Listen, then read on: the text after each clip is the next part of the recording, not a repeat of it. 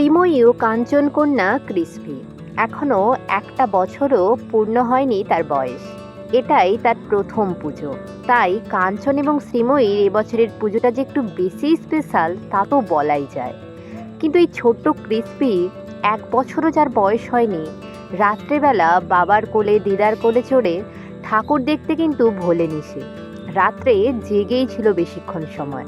তাকে যতক্ষণই দেখা গেছে জাগা অবস্থাতেই দেখা গেছে, এবং এত লাইট ভিড় চিৎকার চেঁচামেচি তাতে কিন্তু এতটুকু কাঁদতে দেখা যায়নি ক্রিসপিকে।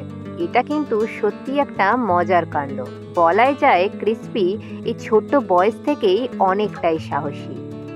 একটু আশ্চর্য হয়েছে সে ঠিকই, সেটা তো হওয়াই স্বাভাবিক, কারণ সে তো বুঝতে পারছে না যে এগুলো কি হচ্ছে।